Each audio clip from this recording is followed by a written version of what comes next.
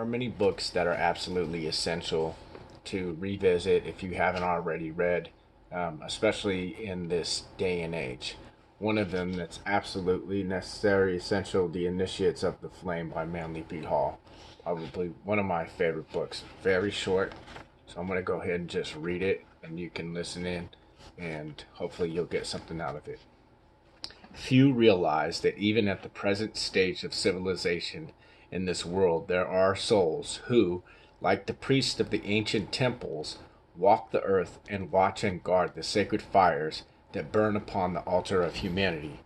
Purified ones they are, who have renounced the life of this sphere in order to guard and protect the flame, that spiritual principle in man now hidden beneath the ruins of his fallen temple. The mysteries of antiquity have seemingly perished. The faith, however, of the Golden Age, the first religion of man, can never wholly die.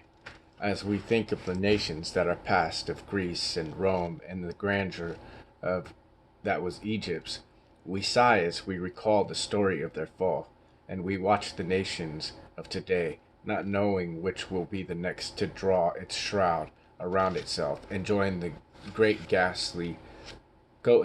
great ghostly file of peoples that are dead.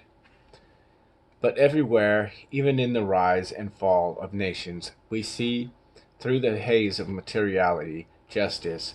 Everywhere we see reward, not of man, but of the invincible one, the eternal flame. A great hand reaches out from the unseen and regulates the affairs of man. It reaches out from the great spiritual flame which nourishes all created things, the never dying fire that burns on the sacred altar of the cosmos, the great fire which is the Spirit of God. If we turn again to the new races now dead, we shall, if we look, find the causes of their destruction. The light had gone out. When the flame within the body is withdrawn, the body is dead. When the light was taken from the altar, the temple was no longer the dwelling place of a living God.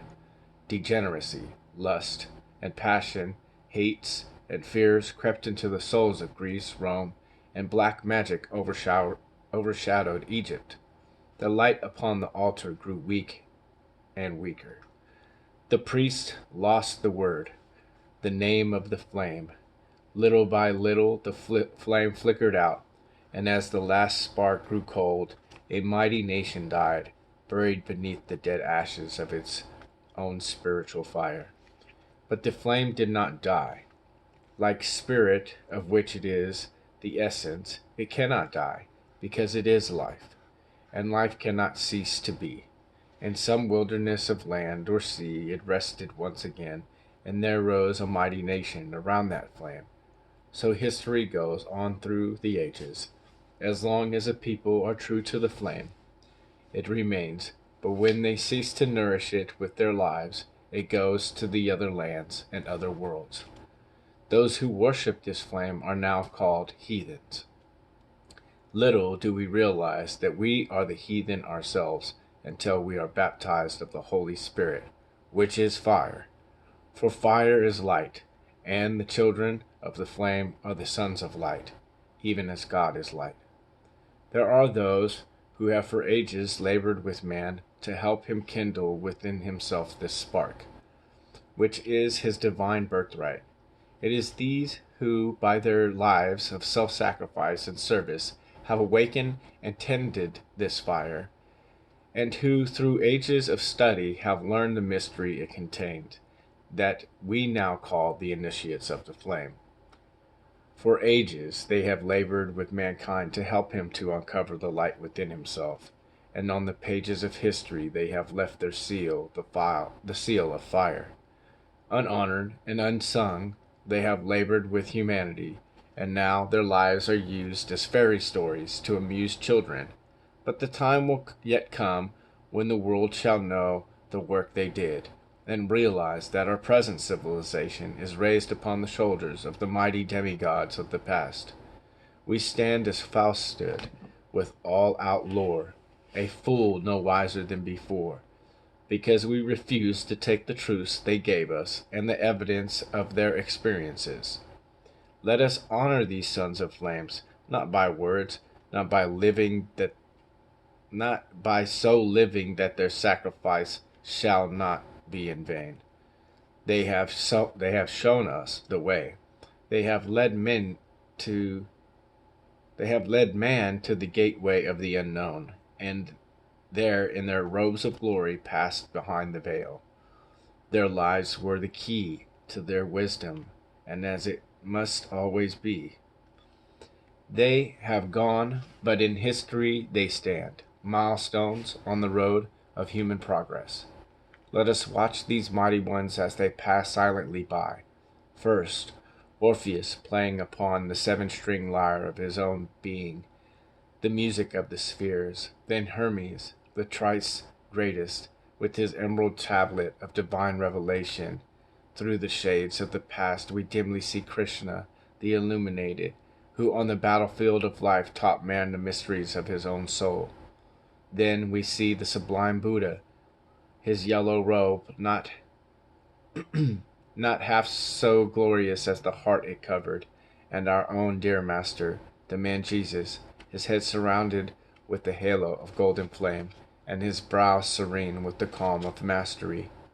Then Mohammed, Zoroaster, Confucius, Odin, and Moses, and others no less worthy pass by before the eyes of the student.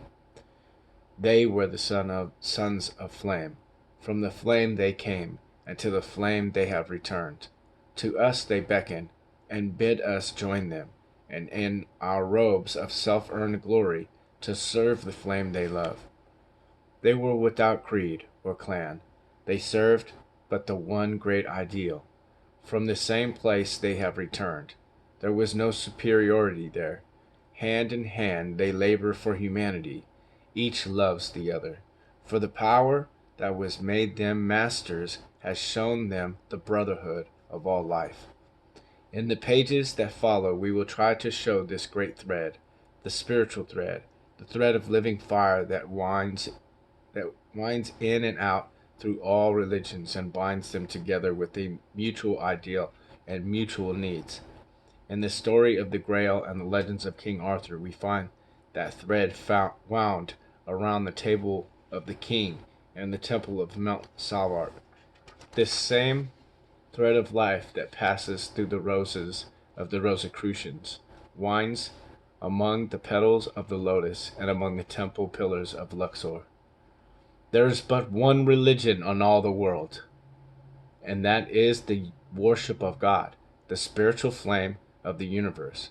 Under many names he is known in all the lands, but as Iswari or Aman or God, he is the same, the creator of the universe. The fire is his universal symbol. We are the flame-born sons of God, thrown out as sparks from the wheel of the infinite.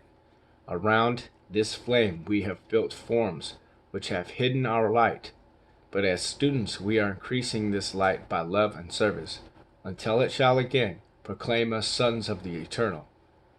Within us burns that flame, and before its altar the lower man must bow, a faithful servant of the higher. When he serves the flame, he grows, and the light grows until he takes his place with the true initiates of the universe, those who have given all to the infinite, in the name of the flame within. Let us find this flame and also serve it, realizing that it is in all created things, that all are one because all are part of that eternal flame, the fire of spirit, the life and power of the universe. Upon the altar of this flame, to the true creator of this book, the writer offers it, and dedicates it to the one fire which blazes forth from God, and is now hidden within each living thing. And then he has a picture of the veiled light, right? Like my favorite author and mentor, you know. So we'll pick up on the next one. All right. Or go get the book and read it. It's good. It's really short. It's only 67 pages. Check it out.